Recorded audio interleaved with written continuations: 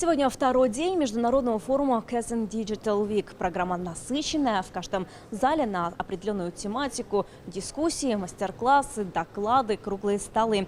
Важная тема – интеллектуальные транспортные системы.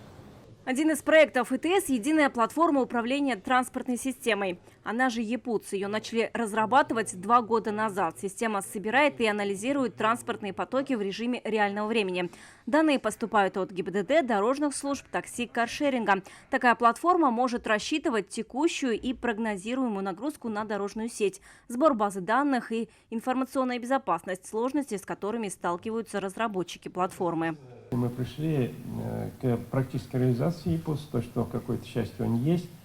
В рамках, если Республика Татарстан посмотреть, одно дело собрать, дать какие-то рекомендации, всегда вопрос возникает, те данные, которые ЕПУЦ, как их обрабатывать, как создавать модели и как эти модели использовать для управления процессами и, в первую очередь, чтобы можно было использовать для обеспечения безопасного дорожного движения.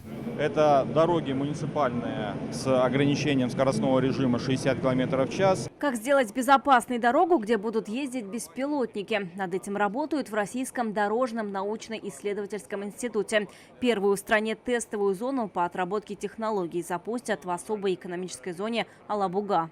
Весь набор, какой существует у нас в стране, за рубежом, эти варианты отрабатываем по специальным устройствам. Это камеры слежения, это лидары, это радиолокационные средства, это средства детектирования движения, точного позиционирования. И разместив их на этой сети, далее запуская движение по нему беспилотного транспортного средства. Беспилотник ездит по реальной дороге, но находится в цифровой среде, говорят эксперты. Поэтому прежде чем выпустить его на трассу, отрабатывают все ситуации. Каждые 100 миллисекунд понимать, где он находится в пространстве, потому что объект динамический, движется с относительно высокой скоростью. Поэтому для него очень важно понимать, где он находится, для того, чтобы избежать выезд из полосы движения, наезд на препятствия и так далее. Автоматическая система управления дорожным движением, мониторинг транспортных потоков и выявление инцидентов. Технические решения отдельных участков новой трассы Москва-Казань разрабатывает еще одна татарстанская компания. Акцент на повышение комфорта и безопасности водителей и пассажиров.